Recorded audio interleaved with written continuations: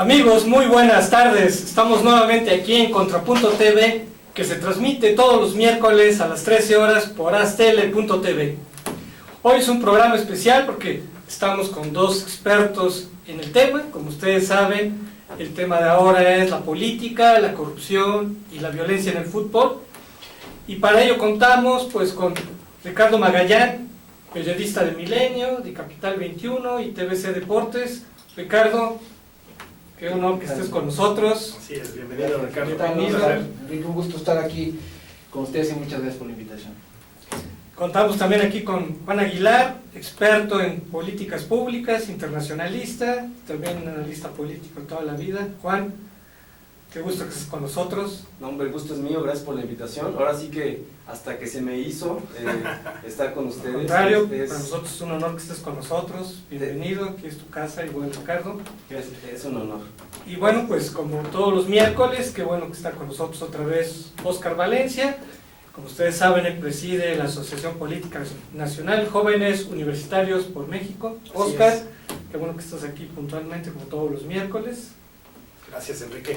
Un gusto y un honor tener a Ricardo, que es un viejo amigo, y tener a Juan también es un placer. Y entonces vamos a darle con todo el programa.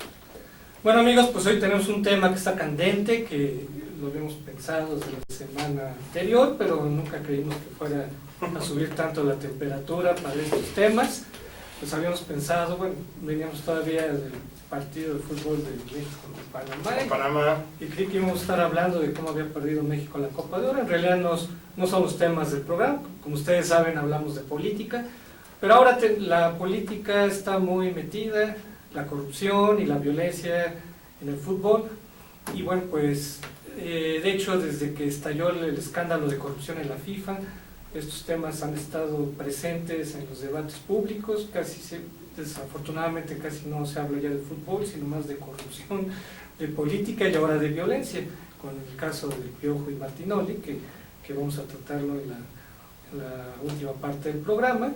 Me gustaría que empezáramos a hablar con el tema de la FIFA. La noticia más reciente es que Platini se está candidateando para presidir la FIFA. Recientemente Blatter ya anunció que él no va a continuar, de por sí ya no puede salir de Suiza, entonces ya no le quedaba otra, ¿no? Entonces me gustaría que empezáramos a hablar sobre el tema de la corrupción en el fútbol, en la FIFA o en otros casos, ¿verdad?, diversos que ha habido en la historia. O en la misma Federación Mexicana de Fútbol. Y también que ese es también un caso muy emblemático, ¿no? Claro. Y que Muy cercano. Y más cercano, por supuesto. No sé quién le gustaría empezar, Ricardo, Juan. Ricardo, tú eres la voz cantante en ese tema. A ver, tú que eres experto en todos estos temas. Nada, soy experto, ¿no? Pero bueno, estamos metidos en el... mi vida es en torno a un balón y de eso tengo que hablar y de eso como. Nada, que me parece que apenas se destapa la cloaca, pero son pantanos que existen históricamente en el fútbol mundial. El escándalo que apenas se acaba de desatar con la detención apenas hace cosa de mes y medio, con la detención de 9 directivos de la FIFA, cada uno de ellos también, por supuesto, federativos de sus respectivos países, en sus federaciones de fútbol locales. En el caso, por ejemplo, de Costa Rica, de Trinitarios, todos estos detenidos implicados en un escándalo de corrupción en la FIFA, vino a destapar una cloaca que la verdad ya todo el mundo estaba esperando, nada más cuando iba a llegar el momento. Todo el mundo sabía que iba a llegar este momento, ya se dio, tuvo que entrar el FBI. Mucha gente se pregunta que por qué el FBI tuvo que haber intervenido, ¿no? Y sobre todo las detenciones que se dieron en Suiza.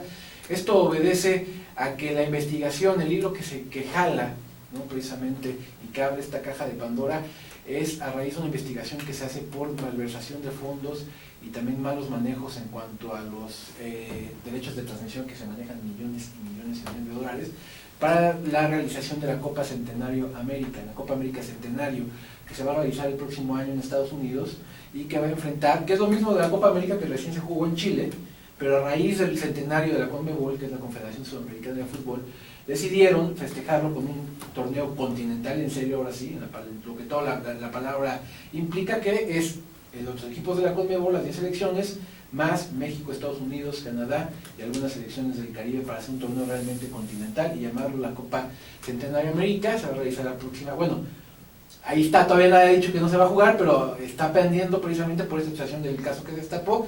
Es a raíz de una investigación del FBI a la organización de este evento, cómo se empiezan a destapar los temas de corrupción, y clave, por supuesto, la detención de Chuck Blazer, es ex vicepresidente de la CONCACAF y uno de los directivos más activos de la FIFA en sus años, neoyorquino, nacido en el Bronx. Bueno, él al final de cuentas termina siendo, como se le llama corrientemente o comúnmente, el chivo, ¿no? Él es el soplón, el que termina poniendo a todos, poniendo el dedo encima a todos, y es así como se da este caso de corrupción, al que todavía falta muchísimo que sacarle en el plano que nos interesa, que es en el plano inmediato de la Federación Mexicana de Fútbol que ponía Oscar.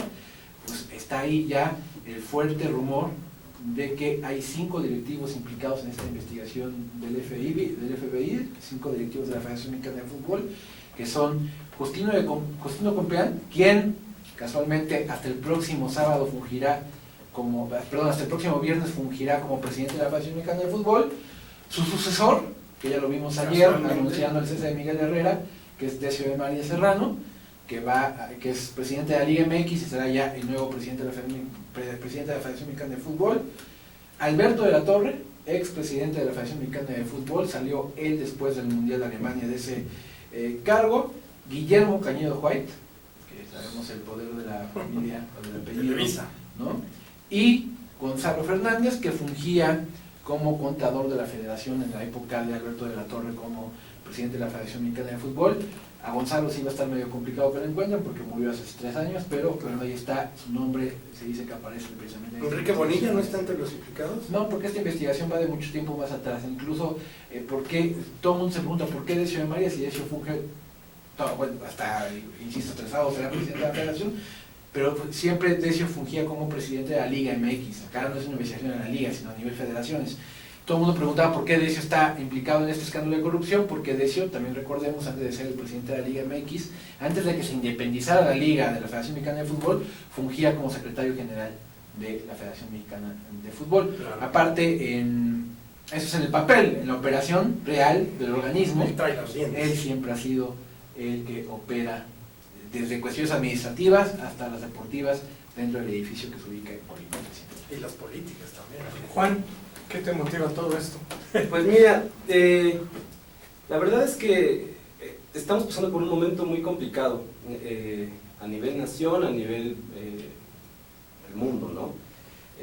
Justamente es común escuchar cuando justamente platicamos acerca del tema de hoy, ¿no? Política, corrupción, el fútbol, y bueno, la gente ya no logra distinguir cuáles son las barreras entre una cosa y otra, ¿no?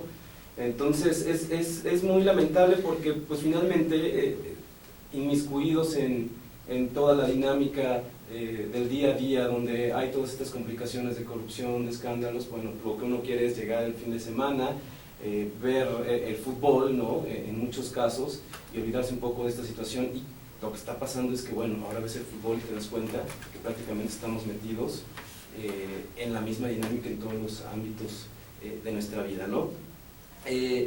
Y bueno, es muy complicado porque dada la euforia, ¿no? Y la pasión que genera el fútbol, pues genera desánimo, ¿no? Y uno se podría pensar, bueno, ¿y qué estamos haciendo mal? Pues, o sea, es una especie de maldición que nos está cayendo, ¿no? En el mundo o en el país, que todo nos está saliendo mal. Y yo creo que pues en el tema de la corrupción hay cosas como muy puntuales, ¿no?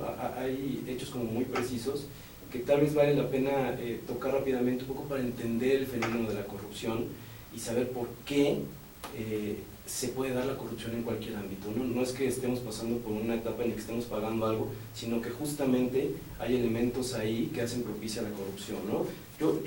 Si la corrupción es multifactorial, es muy difícil explicarla, pero al menos yo he identificado 5 ejes que me parece que propician la corrupción, ¿no?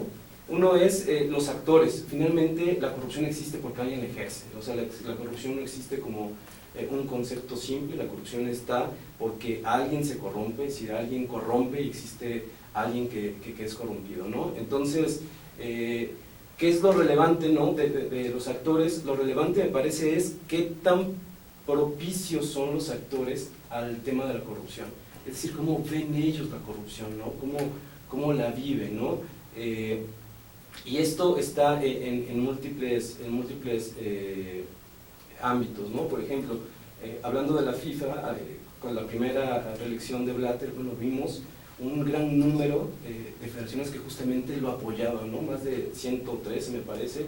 Entonces, pues son mensajes de cómo ellos mismos ven la corrupción. O sea, en un escándalo de corrupción, el apoyo que se le da a alguien habla de lo permisible que es la corrupción en la escala de valores de los actores, ¿no? Y también está, como decía, la parte que permite la corrupción, ¿no? Todos los que pueden sacar alguna ventaja, ¿no? La corrupción, por una definición como muy simple, muy precisa, podría ser la ocupación de una posición para un beneficio particular. Originalmente se vinculaba con el ámbito público, pero pues, sin duda ya no es más solo del ámbito público, está del ámbito privado y está tipificada. O sea, platicamos hace rato de por qué el FBI entra a ver estos temas de corrupción. Bueno, porque hay convenciones internacionales, hay una regulación que justamente persigue la corrupción porque es un mal que aqueja a la sociedad, ¿no? que daña a la sociedad, ¿no?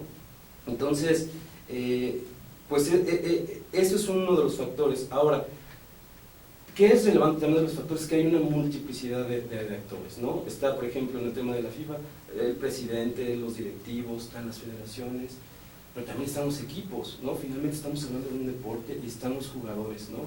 Y habría que ver cómo ellos son propicios a la corrupción. Y por otro lado, están otros actores que también intervienen en las decisiones o fomentan la corrupción. Por ejemplo, estamos viendo países que están entrando al tema de la corrupción, ¿no? Estados Unidos que dice, sí, hay que meternos al tema de la FIFA y el fútbol, ¿no? Y Rusia que dice, no, es que lo están haciendo porque tienen un interés de perjudicar a Rusia, por ejemplo, ¿no? Y también hay patrocinadores que son grandes empresas, donde se están jugando ahí cosas importantes, y también están los medios de comunicación, ¿no? Las televisoras que finalmente hacen que se genere una percepción en todos los que vemos el fútbol, ¿no?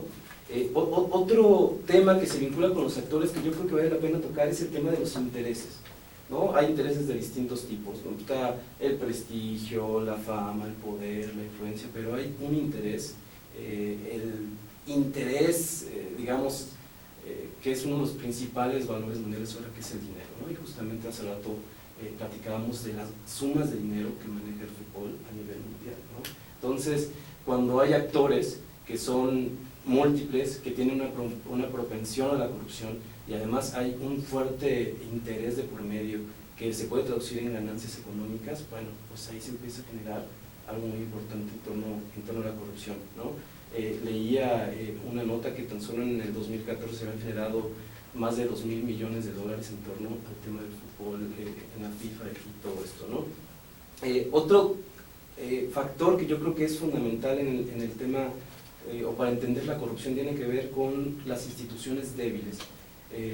Entendiendo las instituciones como las reglas del juego, no confundiéndola con organizaciones, sino con este marco que regula alguna actividad, ¿no? Y está, por supuesto, las instituciones formales, es decir, las reglas formales y las reglas informales, que muchas veces pesan más que las formales, ¿no? En el tema de las reglas formales, bueno, hay una multiplicidad de factores de por qué pueden ser débiles. Yo citaría 3, y uno es, por supuesto, la falta de reglas, ¿no? O sea, ¿qué pasa cuando simplemente un hecho no se puede regular y hay un vacío que pues, siempre se tiene que llenar, ¿no? Otro aspecto de la debilidad institucional formal tiene que ver con reglas arcaicas, con reglas que no se han actualizado. Y eso lo vemos en el fútbol. Está el debate de si meter tecnologías al fútbol para ver repeticiones, ¿no? Y bueno, se dice, no, es que finalmente pues el fútbol está lleno de ese toque del ser humano. Bueno, también hay pruebas donde se ha metido tecnología en otros deportes importantes, como el fútbol americano, por ejemplo, donde pues, finalmente no se ha perdido la pasión del deporte, ¿no? Y otro tema que es importante en términos de reglas formales es reglas que son a la vista incumplibles, o sea, reglas tan estrictas que prácticamente nacen muertas, ¿no? Y el otro tema es el de las reglas informales, que esto es relevante, muy relevante, porque, por ejemplo, vemos que Blatter es una persona que dentro de la asociación ya tiene más de 40 años, ¿no? Hay una serie de directivos alrededor del que han también tenido mucho tiempo en la propia institución o en la organización y han ido construyendo una serie de dinámicas al interior en el actuar o en su actuar, que finalmente eso pesa más que las propias reglas formales que puede haber, ¿no? Entonces yo creo que eso es fundamental. Otro factor que es también muy importante es el uso del poder. O sea, finalmente la corrupción existe porque alguien tiene la posibilidad de corromperse, ¿no? Desde la asignación a lo mejor de una sede mundialista, o el propio árbitro, que puede decir, yo creo que aquí hubo penal, no sé si hubo penal o no hubo penal, pero finalmente él puede decir, yo decido, ¿no? Y si hay presunción de que puede estar comprado o a tener otros intereses, finalmente ahí es un problema, ¿no? Otro tema me parece que es también fundamental es el tema de la impunidad. O sea, cuando existe una situación que se lleva a cabo, que a todas luces es ilegal o incorrecta y finalmente no pasa nada. O sea, esa es la situación, que no está pasando nada o que los mensajes que están enviando son encontrados, ¿no? Cuando recién se hizo la reelección de Blatter, pues todo el mundo decía, bueno, pues no pasa nada. Y eso daña mucho el sistema de incentivos que existe, ¿no? Porque finalmente, digamos rápidamente, podría haber un sistema donde podemos identificar a los actores que no se corrompen y a los actores que se corrompen, finalmente son universos identificados, ¿no? Hablemos, por decir un ejemplo, de un 10% de cada uno. Finalmente, el problema real es hacia dónde se van a atender el otro 80% que todavía no se ha decidido, ¿no? En la medida en que vean que hay mayores beneficios en torno a corromperse, ahí es donde el sistema se va a ir, y viceversa, ¿no? Entonces creo que el tema de la impunidad lo hemos visto. Son muchísimos temas, ¿no? Yo creo que eso daría para... No, bueno, a ver, lo que está haciendo Juan, que me parece muy interesante, la verdad es que todo lo que nos ha llevado de la mano, es un análisis del tema de la corrupción, no solamente en el fútbol, sino, yo por eso estaba ahorita pensando en un tema, por ejemplo, de la votación del PAN y su presidente y sus nuevos dos presidentes, tanto en el DF como a nivel nacional, y es lo mismo. Al final de cuentas, tú te das cuenta que más allá de votar por un corral, pues estás sujeto a toda una cuestión de intereses, que además tú dices, más allá de que yo quiera votar por uno o por otro, no puedo porque los beneficios están en votar con el que se está corrompiendo. Entonces me parece que es muy interesante, no solamente en el tema fútbol, hablaría ya del tema fútbol, como bien lo dice Juan, sobre el tema, por ejemplo, cómo se corrompe un árbitro, por qué se corrompe un federativo, por qué se corrompe un director técnico, por ejemplo el caso de Aguirre y los partidos amañados, por qué se corrompe un jugador y un club, o cómo le tiene que hacer un jugador de fútbol para llegar a un club de primera división y todo el calvario que tiene que vivir para llegar ahí, o definitivamente... pues cuánta mafia hay en el fútbol con los árbitros, con los directivos, con los federativos, con los jugadores y los clubes, que ya son cotos de poder que parecieran totalmente complejos de romper. Y como bien dice también Juan, el tema es que, por ejemplo, en un país como este, el fraude no es un delito grave.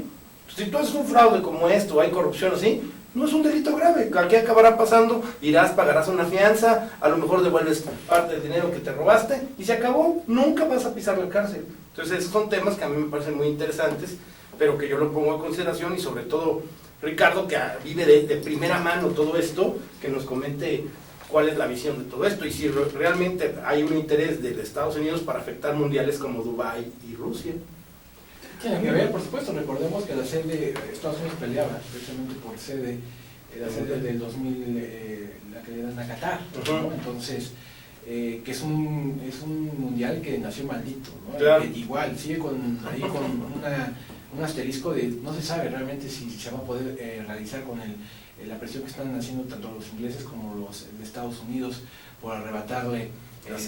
Han sacado historias deplorables de todo tipo, desde el maltrato a los obreros que están a cargo de las obras de los estadios, desde la falta de derechos humanos, mil cosas se han sacado en aspectos de derechos humanos, derechos laborales. Precisamente de ahí también se destapa el escándalo de corrupción, de las dádivas que dio el comité para que le dieran la sede tanto a Qatar como a Rusia. Recordemos que el fútbol, y no es una exageración, es reflejo de las sociedades. Amigos, vamos a tener que hacer una pausa. Estamos aquí ya cada vez profundizando más en la temática y estamos descubriendo que hay infinidad de temas asociados. Vamos a hacer una pausa y continuamos. Gracias.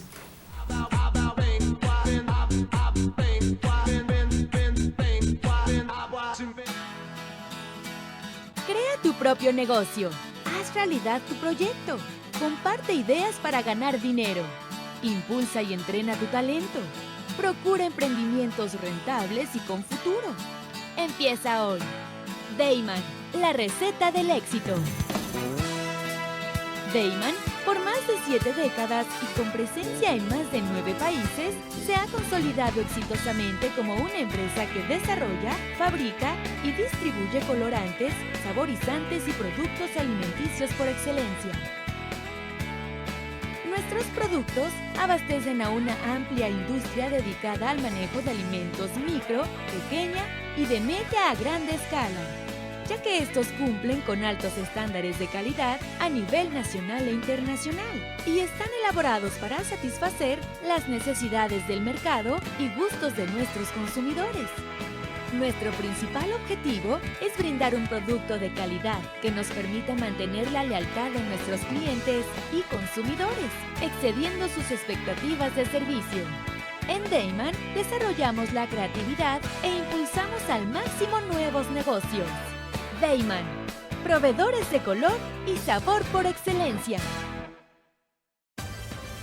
Con Trujillo Betanzos y Asociados, tus proyectos están en buenas manos. Trujillo Betanzos y Asociados te ofrece servicios de fe pública en materia mercantil, asesoría legal, contable, fiscal y de negocios, litigio civil y mercantil, evaluación y asesoría financiera y área académica, porque nuestros clientes son nuestros mejores amigos.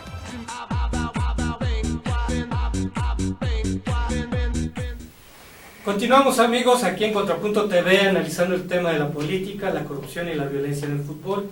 De lo que se ha comentado, creo que habría que hacer como una historia de la corrupción en el deporte, porque digamos, si nos remontamos un poco en la historia, podríamos ver que antes como que era un fenómeno externo, era una mafia, ¿verdad?, la que arreglaba los partidos, las peleas, o sea, es sobre todo la mafia después de que le quitaron el negocio del alcohol, empezó a corromper a los jugadores, ¿no?, sobre todo de béisbol, pero era una corrupción, ya que comentaba Juan, de que les gusta el dinero, ¿no?, aquí un poco medio a fuerza, ¿no?, o sea, como que la mafia presionaba, ¿verdad?, a los jugadores, obviamente ganaban dinero, pero les decía, pues son 15 juegos, ¿no?, entonces tienes que, era un pacto, ¿no?, así de que tenías que participar en el arreglo de 15 juegos, pero paulatinamente como que ese fenómeno externo se volvió ya interno, en el sentido que ya pues, todo el sistema está mafiado, o sea, ya no son entes de afuera,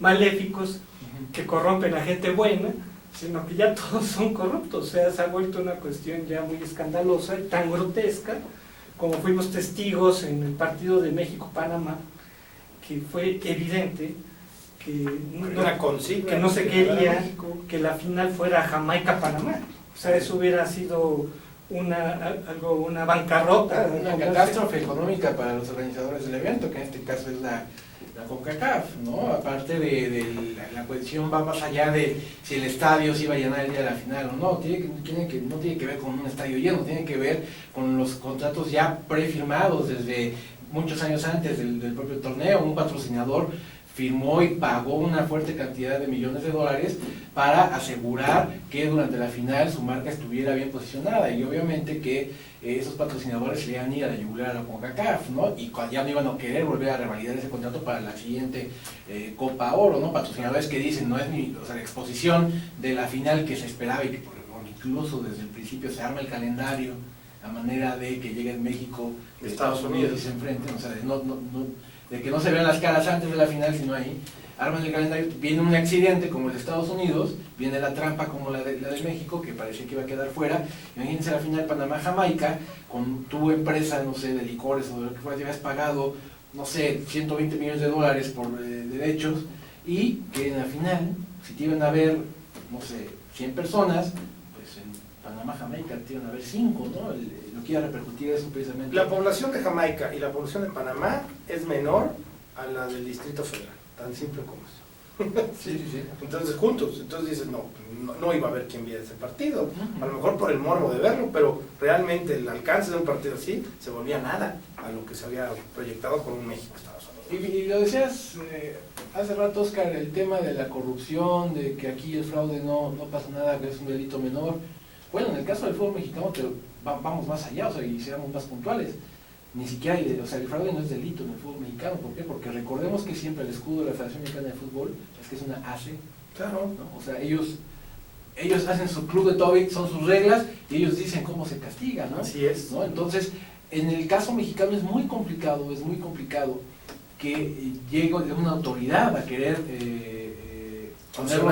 sancionar o simplemente, y lo que ha pasado, Oscar, y tú lo sabes bien, las que han querido acercarse a Secretaría de Hacienda, ¿no?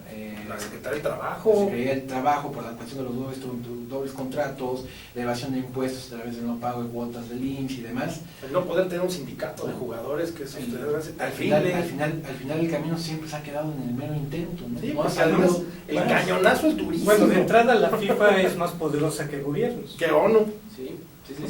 Y que ahora mismo está viendo a los gobiernos con un interés particular, ¿no? Veíamos muy marcado el interés que tenía Brasil en el Mundial pasado, los que vienen la polémica asignación de Qatar en una sede mundialista, ¿no?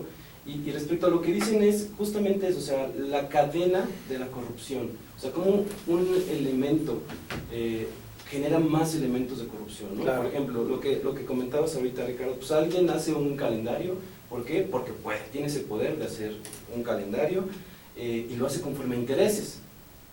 Hay actores que tienen intereses para que el calendario quede de una forma, ¿no? Y finalmente, tampoco hay reglas claras de si él puede o no puede hacer ese calendario a favor de alguien, ¿no?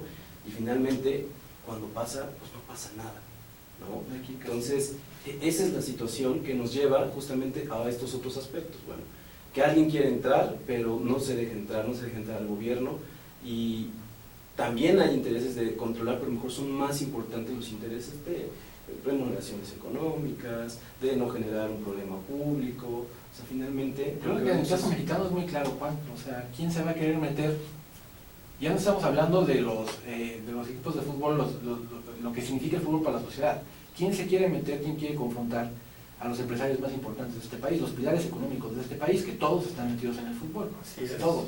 Las cementeras, las cervecerías, las televisoras, Carlos Slim, empresarios tan importantes como las empresas de agua, o sea, que son las que sostienen, o sea, son dueñas de equipos de fútbol. O sea, yo no hablo nada más de la cuestión patrocinio, sino que ellas son dueñas de equipos de fútbol. Ya está su interés directo. O sea, Carlos Slim, las cerveceras, las televisoras, todas tienen equipos de fútbol, son dueñas de equipos de fútbol. ¿Quién en este país? Yo siempre digo que en este país no ha nacido diputado, senador, presidente municipal o regidor que quiera confrontar a ese monstruo. Le llaman el monstruo de las 18 cabezas.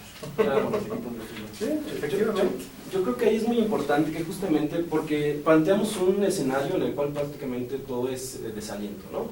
Y creo que sí hay elementos para poder tratar de revertir ese círculo vicioso, ¿no? Por ejemplo, hablábamos acerca de que la corrupción en el fútbol es añeja, que no es de ahora, pero ¿por qué tiene tanto interés ahora? Pues pueden ser los medios de comunicación, las redes sociales, pero finalmente también, por lo menos en México, hay un calor social que puede ayudar a que las cosas se empiecen a ver de otra forma, ¿no? Finalmente, cuando alguien se corrompe y alguien es corrompido, sin que sean necesariamente cómplices, los dos tienen parte de la responsabilidad, ¿no? Claro. Si yo dejo que la corrupción se haga, también tengo parte de esa responsabilidad. Y bueno, más allá del debate de que si fue penal, si no fue penal, yo creo que es muy importante que la gente diga, oye, eso está mal. Eso está mal. A lo mejor algún día pensé, bueno, pues sí, así somos, un poco de dinero para cada quien, finalmente ganó mi equipo, Pero si ahora empezamos a ver, oye, eso no es correcto, creo que es algo que puede alentar justamente para cortar este círculo vicioso. Pero a ver, Oscar, creo que el tema de la corrupción está muy claro. Claro. Pero también el tema es sobre política. Sí. Comentaba Ricardo sobre el Mundial de Rusia, no sé que hay toda una grilla ahí fuerte. Y que además siente que no hay un actor político que tenga la fuerza, por ejemplo, para empezar a frenar esto. Que yo creo que si tuviéramos un poco de memoria, cuando nosotros trajimos a los ingleses a platicarnos sobre la violencia en el fútbol, el primer paso que dijeron que fue fundamental para ver que el tema ya de los hooligans ya estaba rebasando no solamente un tema deportivo, sino era un tema ya de percepción internacional del mismo país, fue generar que el fútbol fuera un bien de interés público. Y si nosotros pudiéramos, quien fuera, hacer que el fútbol fuera un bien de interés público como lo es, a partir de ahí podríamos empezar a generar un cambio. A partir de ahí. Tan político es el fútbol, que lo podemos retratar en una sola imagen que se dio apenas este fin de semana, en la final de la Copa Oro. El sábado se dio el sorteo de la FIFA para las eliminatorias rumbo a la Mundial de Rusia. Apareció Vladimir Putin y a su lado Joseph Blatter en su primera aparición pública ya en un evento, porque desde la investigación no veía que iba a aparecer precisamente por temor a ser detenido. Claro. Un día después, en Estados Unidos, en la final de la Copa Oro, aparece Sonny Ulati, que es uno de los hombres fuertes hoy de la CONCACAF, ¿no? Y de los que va a pisar fuerte en la FIFA, y precisamente los que están apoyando esta vida en contra de Blatter, al lado de Michel Platini. O sea, la lectura que le das, ¿no? De los rusos apoyando a Blatter para mantener el status quo de su mundial. Como se maneja la política, el aparecer en la foto con Blatter, y al otro día también, ¿no? Decantando de este lado, Estados Unidos, el apoyo ya totalmente público a Michel Platini, y todo coincide, todo marcha con, hoy se sabe ya de la candidatura oficial de Michel Platini para presidente de la FIFA, ¿no? Porque se está manejando como política, una estrategia política. Aquel que no quiera ver política en el fútbol está muy equivocado. Pero yo me refería a otro tipo de política. Por ejemplo, se sabe que hay una fuerte bronca de Rusia con Estados Unidos por el tema de Ucrania, ¿no? Entonces se habla de que una de las motivaciones de por qué entró el FBI en todo este asunto es porque le quieren quitar a Rusia el mundial, como parte de este conflicto que hay de Europa, Estados Unidos con Rusia, ¿no? Eso es un ingrediente más de esta guerra territorial. Y eso me remonta a otra cuestión política y que vincula también el tema de la corrupción. Cuando se dio el Mundial de Argentina, para la dictadura de Argentina era fundamental que Argentina fuera campeón. Claro.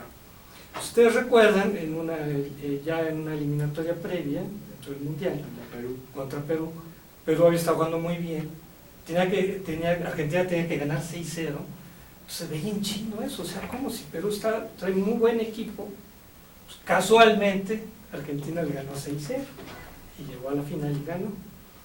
Años después, y siempre se sospechó que se había manipulado el partido, ¿no? Y en ese entonces pues, todavía no estaba tan en boga estas manipulaciones, se decía, bueno, ¿cómo pueden manipular un partido, no? O sea, no es lo mismo una pelea de box, ¿no? Que se cae y se acabó. Exacto. Años después, jugadores peruanos confesaron que sí los habían sobornado para perder. ¿No? Ese tipo de política me refería, ¿no? Que además no tenían opción de decir que no, porque me imagino que era una presión brutal lo que tenían estos hombres. Sí, el portero peruano, incluso no recuerdo el nombre, él hablaba de que había sido amenazado por la dictadura, ¿no? Ni siquiera fue un tema de corrupción te doy un soborno, te doy un dinero y te dejas meter los goles, sino que estaba amenazado de muerte en caso de no dejarse meter los goles. Argentina pudo acceder a la final. Yo creo que no puede ser más evidente el uso político que se le está dando al fútbol, ¿no? Y la política que se refleja en él, ¿no? En esta situación de Rusia y Estados Unidos, pues es evidente, bueno, ahí están dos propuestas relacionadas con el fútbol, pero finalmente es Estados Unidos y Rusia en una disputa abierta que no es de ahora, justamente en términos políticos, ¿no? Y justamente lo que comentabas, o sea, el uso que se le puede dar al fútbol, el buen uso que se le ha dado al deporte en otros ejemplos, pero también el uso coercitivo que se le puede dar y el mal uso de algo que es tan querido por la gente, ¿no? En términos totalmente políticos, ¿no? Y todos los mensajes que se mandan a través justo de este ejemplo, Estados Unidos y Rusia, pues finalmente, ¿quiénes son los buenos y quiénes son los malos de la película, ¿no? O sea, Yo quiero citar un poco, ya para jalar un poco el tema hacia lo del Piojo. Yo quería hablar, por ejemplo, de un partido, por ejemplo, como el Brasil-México. El día justo de la elección me parece que hay un manejo político sobre poner un partido de esa envergadura para ver todos una selección nacional contra un equipo del cartel que es la selección de Brasil, en un día donde los mexicanos, en vez de estar distraídos viendo un partido de fútbol, tendrían que salir a votar y dar su preferencia electoral en las urnas. A mí me parece que ese tipo de manejos son a veces tan burdos ya, que ya no queda duda que van de la mano un tema como el manejo de las televisoras, que ojalá algún día le pudiéramos quitar el control que tiene la televisora más importante de este país sobre el fútbol, porque mientras no pase eso, no vamos a poder generar un fútbol competitivo en mundiales donde nosotros queremos ver que la bandera de México ondee y que queremos estar orgullosos de un buen fútbol que muestre nuestro país, todos los que somos aficionados. Pero al final de cuentas, cuando ves toda la cantidad de dinero que se maneja, las televisoras metidas, los patrocinios, toda la gente que acaba de mencionar Ricardo, con todo lo que acaba también de ingresar en el debate Juan, me parece que estamos metidos en un lugar donde va a ser muy complicado retirar estos cánceres que ya están adentro del fútbol y que vamos a seguir siendo víctimas, y que poco a poco podríamos ir viendo algunos cambios, algunas mejoras, pero que al final de cuentas hoy el fútbol lo manejan intereses que están más allá de lo deportivo. Eso ya es más que evidente. Fíjate que yo soy menos romántico en el tema, Oscar, a lo mejor a fuerza de estar tantos años ya metido en el medio, Claro. he ido perdiendo ese romanticismo que tenía igual que tú cuando era aficionado yo. Hoy he ido perdiendo ese romanticismo. Yo veo el fútbol como un negocio. Yo no concibo el fútbol como un deporte ya. O sea, rueda la pelotita, pero nada más porque es una inercia. Me parece que está equivocado aquel que quiera ver el fútbol ya como un simple deporte. El Como fútbol, los Juegos Olímpicos. por supuesto, es negocio, antes que deporte, ¿no? Entonces, como tal, tendríamos que tratarlo, ¿no? Y de ahí la importancia de su papel en la sociedad, tanto su papel social, su papel político y económico, ¿no? Sociológico. A pesar de que ya no soy un romántico, tampoco soy no me gusta lucubrar tanto con esta idea del fútbol, con esta idea o este lugar común del pan y circo al pueblo, y el fútbol es el opio de los pueblos, ¿no? Yo todavía no estoy acá, ni yo creo que el fútbol sea utilizado como un distractor social. Ayer la nota de 8 columnas fue la renuncia del Piojo. La nota de 8 columnas fue sí. Además, las notas como el Chapo Guzmán, el tema del Esquirla y la muerte de esta pobre niña, o sea, todas esas notas bajan porque le hicieron renunciar al Piojo. Sí, pero yo no me imagino, hace rato, por ejemplo, apenas hace unas horas hay una declaración en un evento público que tiene Andrés Manuel López Obrador en Tabasco, en la que directamente culpa a Luis Videgaray y a Osorio Chong, y al presidente de la República de que ellos ordenaron el cese de Miguel Herrera precisamente con estas funciones de ser para distraer, ¿no? de cortina de humo. La verdad, más allá de preferencias políticas, me parece ya algo demasiado elaborado, demasiado... Yo no, sin ser romántico, tampoco soy ese, ¿sabes? Amigos, vamos a tener que hacer otro corte. Creo que estamos entrando en otros temas más de politización, ¿no? Del deporte. Creo que bueno que ya estamos entrando al tema del Piojo. Creo que podemos concentrarnos ya en ese tema. Y bueno, pues estamos aquí en Contrapunto TV. Regresamos.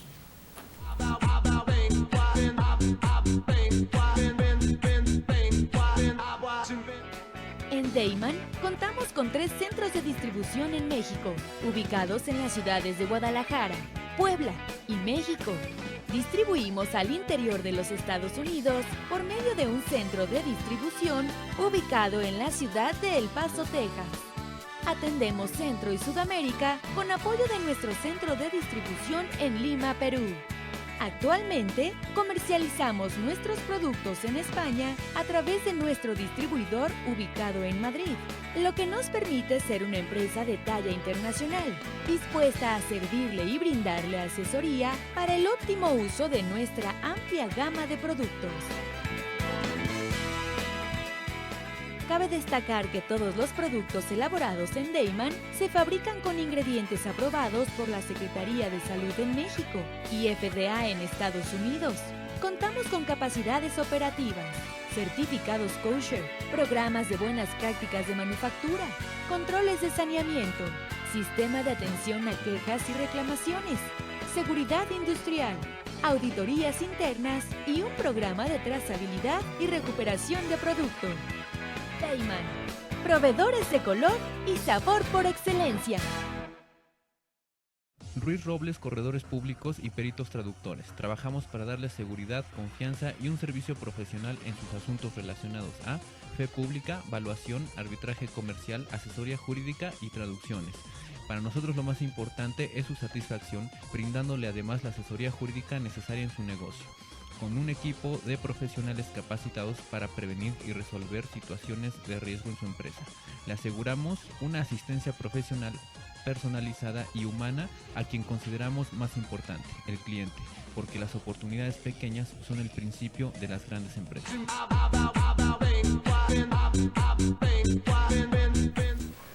Regresamos, amigos, aquí con el tema de la política, la corrupción y la violencia. Pues quizás la violencia es lo que menos hemos tratado, y justamente esa es la imagen, ¿no?, que vimos todos con el video del aeropuerto, ¿no? No sé qué piensan de este tema. Ricardo, ¿tú qué opinas del tema de la cachetada a Alex Se García? equivoca, por supuesto.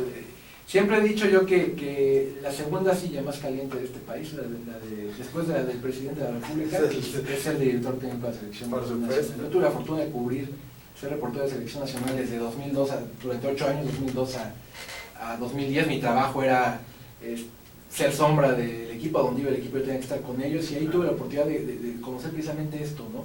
De ver la metamorfosis que sufre el personaje, el nombre que me quieran poner, que se sienta en esa silla. Pudo haber llegado una hada madrina, como lo fue Miguel Herrera, que era la jonjolí, la Carmelita Salinas del fútbol mexicano, te opinaba de todo, iba desde Sabadazo hasta un programa de debate político, y el tipo hablaba de todo, aunque no supiera de nada, ¿no? Y, o sea, el tipo generó, como hace muchos años, no se generaba un romance con la afición mexicana. Yo supe que daba hasta conferencias para Coca-Cola. Así como y el tipo se fue transformando, porque él tiene un carácter, tiene antecedentes de ser un hombre violento, Claro. ¿no? Los que conocemos del Atlante sabemos que sí, siempre fue como así. jugador fue así, ¿no? Le costó como jugador quedar fuera de la Copa del Mundo de Estados Unidos 94, precisamente perdió la cabeza en el Estadio Azteca, no se la perdonaron, dándole un cabezazo y una patada criminal a un hondureño, y lo cepillaron del Mundial del 94. A lo que voy, era igual, una bomba de tiempo Miguel Herrera en el banquillo nacional. Bastaba algo muy fácil, que vinieran los malos resultados para la selección, para que se acabara este romance que había entre aficionados y el técnico nacional. Duró muy poco, muy poco, apenas 1 año y 9 meses. Claro. Fue lo que duró Miguel, y fue el idilio, duró también muy poco. ¿Cuál es el punto de quiebre? Está muy claro, el 7 de junio. Los tweets a favor del partido de Verde terminan por golpear la imagen del técnico nacional ante los ojos del público. Se empieza a ir, y esto combinado con los no resultados deportivos, y también la caída de los resultados deportivos, termina de ser un cóctel muy peligroso que vuelve loco a Miguel Herrera, y pasa lo que pasó en el aeropuerto de Filadelfia con la agresión al comentarista de Televisión Azteca, Cristian Martinoli.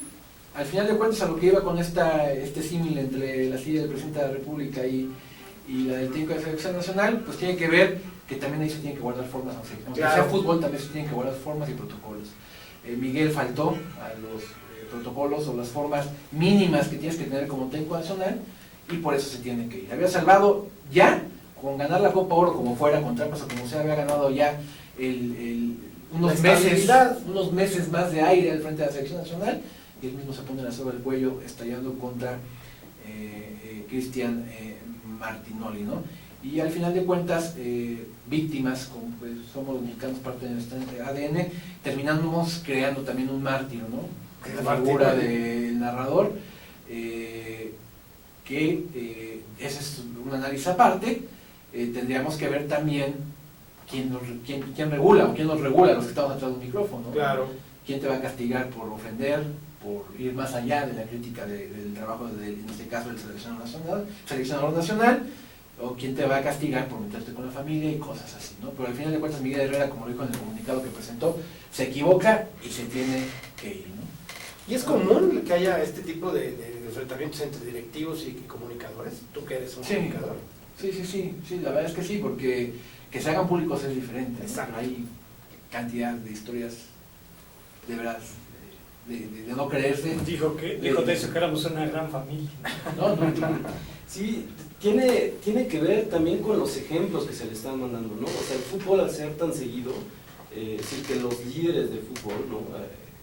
Hasta ayer, Herrera, pues, ¿qué mensaje están dando, no? Justamente cuando también existe violencia en los estadios, ¿no? Y justamente se quiere un poco abordar ese tema, ¿no? Cómo se regula, cómo se inhibe, y entonces vemos a los líderes también ser violentos, ¿no? Exactamente qué es lo que están mandando como mensaje. Claro. Y finalmente, efectivamente, es una coyuntura que, bueno, da los elementos para que él salga, pero que también puede ser positivo. O sea, finalmente la violencia en el deporte, sea dentro del estadio o fuera de él, pues debe ser inaceptable, ¿no? En cierta forma. Claro. Yo en eso estoy totalmente de acuerdo. Creo que se apoyaron, siempre se han tratado de apoyar todos los intentos de regular cómo se puede ingresar a un estadio, cómo se tiene que comportar la gente, de qué forma tiene que llegar, cuál tiene que ser la venta de alcohol o no venta de alcohol de un estadio. A mí me parece que son temas que se tienen que regular tarde o temprano, pero que la federación le da la vuelta por donde quiere, hacia donde quiere. Y lo que se hizo, por ejemplo, en Cámara de Diputados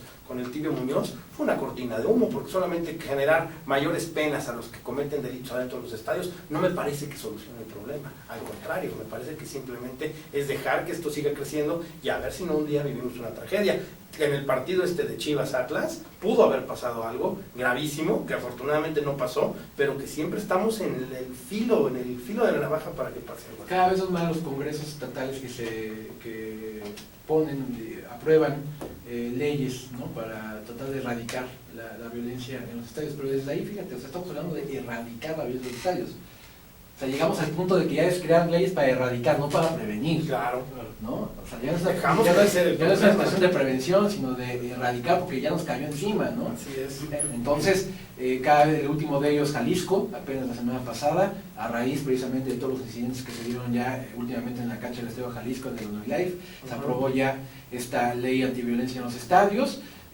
Justo después, un día después de que se aprueba, la gente de Grupo Salinas anuncia que los que tenían detenidos del Atlas, precisamente por estos desmanes en la cancha del Unilife por la invasión de cancha, retiraban ellos las acusaciones, los cargos, para que ya más pagando su fianza pudieran salir. Pero al final de cuentas es una labor también que va a tener, le falta mucho por trabajar. Bien lo decías, la ley impulsada o las reformas de ley, porque no es una ley, es una reforma a la ley de cultura física y deporte, en los artículos en los que habla precisamente de cómo castigar la violencia en cualquier escenario deportivo, que impulsado por el diputado comentarista, ya no sé qué más, Gerardo Lisiaga. Bien lo dices, Oscar, al final de cuentas lo que hizo fue incrementar penas, ¿no? Pero el problema está también en los ministerios públicos. Claro. Yo te agarro a ti en el estadio haciendo un desmán, rompiendo de la cabeza a alguien, a cuchillo, y te llevo y te presento como una falta administrativa, ¿no? O sea, no hay ni siquiera un conocimiento de esa ley por parte de los policías de los ministerios públicos locales que ¿bien de dónde? Del fútbol, está haciendo relajo en el fútbol. Con el cívico. Pues entonces ahí está, pues, como pasó en el caso de Morelia, cuando se saltó el estadio lo volvió 30 pesos de multa, ¿no? Y salió, cuando pudo haber matado al jugador, ¿no? Claro. Y todo por un desconocimiento total, precisamente de estas reglas. Y lo que desató es el ingreso de este hombre, que fue toda una violencia dentro de la cancha y afuera también. Pero en esa parte en la que estamos ahorita, todo el mundo dentro de la Federación Mexicana de Fútbol, incluidos los 18 equipos, es lo más cómodo que se puede. Pero más allá de las leyes que se necesitan y que se apliquen, ¿qué tanto los medios promueven la violencia? Que regresando al tema del Piojo, o sea, la crítica de Martín Olvia de él fue brutal, ¿no? O sea, fue brutal. Sí, era encarnizada lo que fue tremenda, ¿no? O sea, realmente su estilo particular lo hace todavía más fuerte, ¿no? Entonces, todo eso, pues naturalmente, que a una gente como el Piojo, pues le encendió. Claro. Pero digamos, ¿qué tanto, más allá de regular esto, se dice que al Piojo lo dejaron solo en ese sentido, ¿no? Le bajaron el dedo todo, ¿no? Que lo dejaron Televisa, solo. Entonces, pues lo dejaron a su libre entender, y su libre entender es la violencia. Y mi pregunta sería, ¿no había ya la intención de que se fuera y que este fue el pretexto ideal para que se fuera? Jesse María ayer, y lo hace de manera pública, reconoce que estaban con planes de evaluar su trabajo en lo deportivo. Él estaba obligado a entregar un reporte de su actividad en Copa América y Copa Oro, lo iban a analizar y que estaba en una etapa como de stand-by, ¿no? Le dijeron, bueno, unos partidos amistosos frente a Argentina y Trinidad y Tobago de Estados Unidos, que el tipo ve y luego va a ver cómo va a reaccionar. Viene esto y es cuando dicen, no, o sea, imposible, ya no hay manera de mantenerlo, porque incluso las marcas también, hablando de lo del negocio, también no se quieren ver ligadas a la imagen de un tipo rijoso, Claro. violento. El primero en salir ayer al paso fue Coca-Cola, ¿no? Que sacó un comunicado. Digo, ¿por qué lo destaco? Porque nunca en la historia de este país una marca, una empresa había emitido una postura por este tipo de asuntos. Siempre se mantenían, preferían no dar una opinión. Ayer hay un comunicado por parte de esta empresa refresquera en la que dice que respaldan por completo la decisión de la Federación Mexicana de Fútbol precisamente por este tema de que ellos no quieren ver su imagen ligada a la violencia, ¿no? Yo creo que es un acto que sin duda fue tal vez el detonante, ¿no?, para hacer esta separación que ya se traía, pero finalmente trae una externalidad positiva y es justamente eso, ¿no? Mandar el mensaje que la violencia no es bien aceptada, empresas importantes que se deslindan de ella. Entonces creo que eso es algo que también beneficia, ¿no?, a la sociedad. Finalmente hay un hecho muy concreto para separar a alguien, pero pues también se manda un mensaje que creo que es positivo, ¿no? Sí, al final de cuentas yo creo que la federación no tenía otra opción más que correrlo. Yo creo que no había rango de maniobra en esa lógica. A mí lo que me preocupa es que tanto beneficia esto en lo deportivo y que tanto sigue la federación en un tema de manejar como salir ahora como el gran héroe del tema, cuando realmente ellos son los que han generado este tipo de circunstancias, porque sabían que, como tú bien dices, el Piojo era una bomba de tiempo. Entonces siempre tener como entrenadores a modo, que pasan primero por el América y pasan por ese tamiz de saber cómo se tienen que manejar y de ahí brincar a la selección, que puede ser ahora el caso de Matosas, me parece que no acaba dándole esa transparencia de los que queremos, llamamos a nuestro fútbol, para poder decir, ahora sí viene una nueva etapa para que nuestro fútbol crezca. Vamos a poner el caso, ganar ese quinto partido, tenemos que traer un tipo como Pep Guardiola para que eso pase en este país. Sí, se equivocaron, ¿no? Porque nadie desconocía la personalidad de Miguel.